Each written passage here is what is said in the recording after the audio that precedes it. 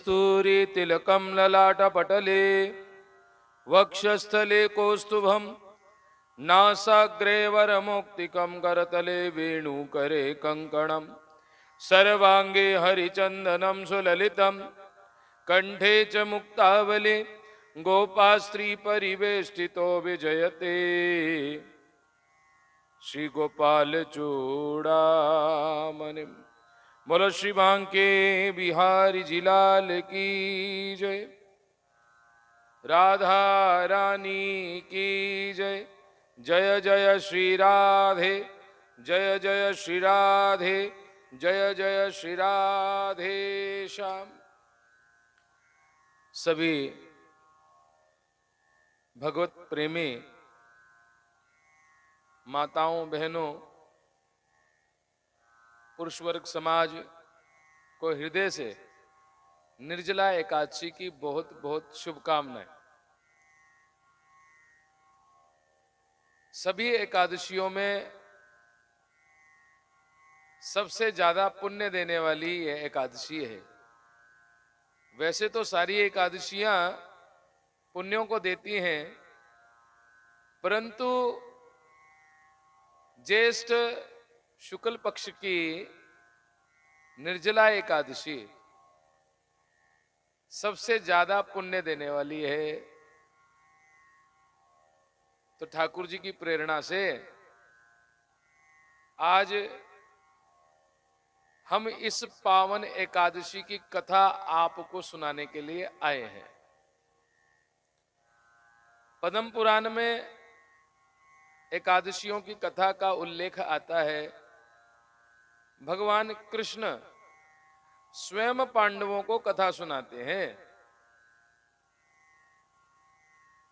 युधिष्ठिर जी को कथा सुना रहे हैं। ज्येष्ठ कृष्ण पक्ष की कथा सुनाई, ज्येष्ठ कृष्ण पक्ष एकादशी की, जिसको आप सब लोग, हम सब लोग अपरा एकादशी के बारे में नाम से जानते हैं। युधिष्ठिर जी ने भगवान कृष्ण से पूछा कि महाराज, अब आप निर्जला एकादशी के बारे में भी हमें बताएं कि उसका महात्म्य क्या है। केशव युधिष्ठिर से बोले कि सुनो युधिष्ठिर,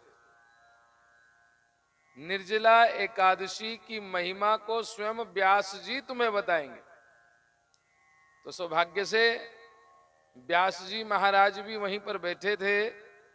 तो व्यास जी महाराज इस पावन एकादशी की महिमा, इस पावन एकादशी का महात्म्य जो है वो पांडवों से सुनाते हैं, पांडवों को सुनाते हैं कि सुनो राजा युधिष्ठिर। व्यास जी कहते हैं कि सुनो राजा युधिष्ठिर, इससे पावन पवित्र कोई और व्रत नहीं हो सकता निर्जला एकादशी का। इससे पावन पवित्र, सभी प्रकार के मंगल को देने वाली और मृत्यु के बाद मोक्ष को देने वाली, वैकुंठ धाम को देने वाली अगर कोई एकादशी है तो वह निर्जला एकादशी है।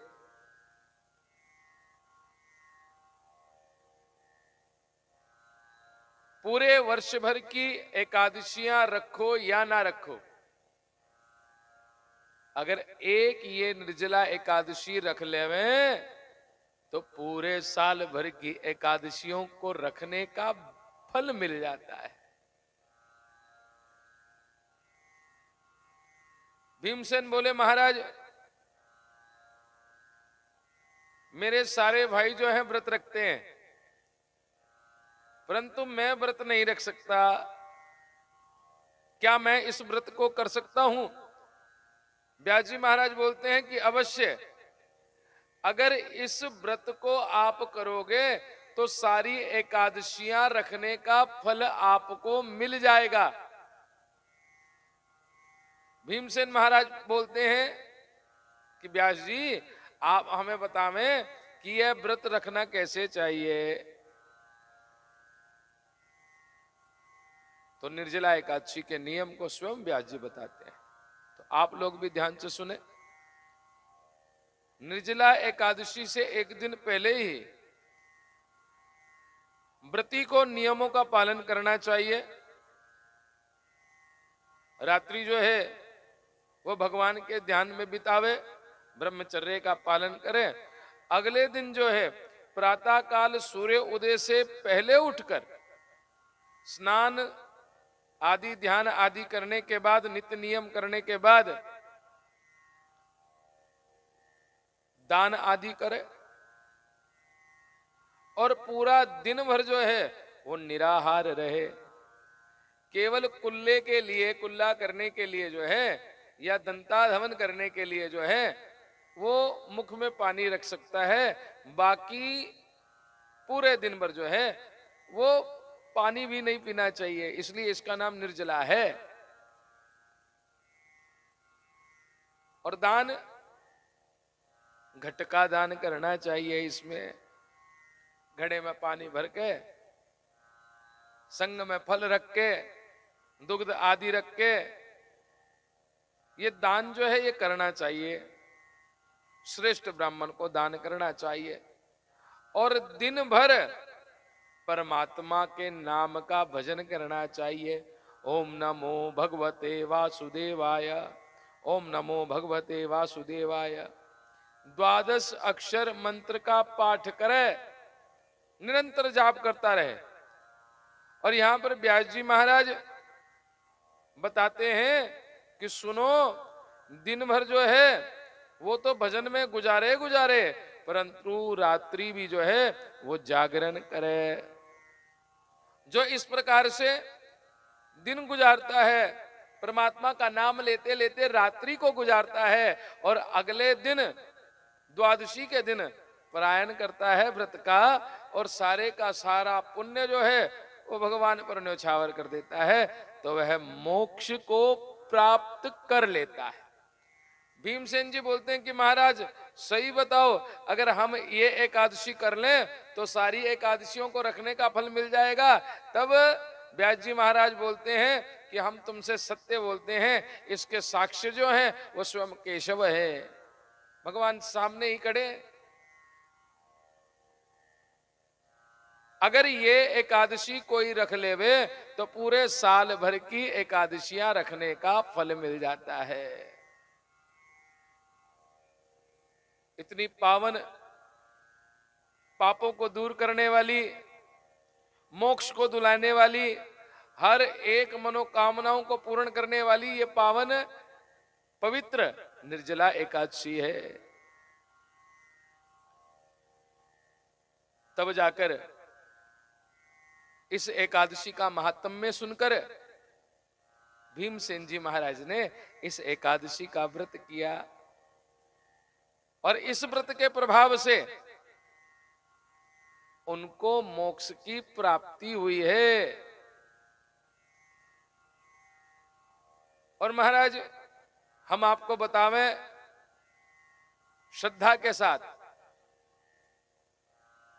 प्रत्येक प्राणी को इस व्रत को जरूर करना चाहिए। जो ये व्रत करता है उसके पितृ किसी भी लोक में क्यों ना हो, वह मोक्ष को प्राप्त करते हैं। यानी कि पितरों को भी मुक्ति दिलाने वाला यह व्रत है।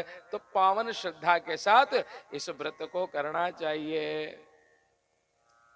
गो हत्यारा हो, मदिरा का पान करने वाला हो, ब्रह्म हत्यारा हो, दुराचारी हो, झगड़ालू हो, नित्य पाप करने वाला हो, अगर इस व्रत को करता है और संकल्प लेता है कि जीवन भर मैं पाप नहीं करूंगा, तो वह मोक्ष को प्राप्त हो जाता है। यह पावन कथा निर्जला एकादशी की, जिसको भीमसेनी एकादशी भी कहा जाता है, हमने आप सभी को सुनाई है। पावन श्रद्धा से इस कथा का श्रवण करें, इसको लाइक करें, दूसरों को भी ये कथा सुनावें, शेयर करें। आप सबका कल्याण हो। बोलो बांके बिहारी जी लाल की जय।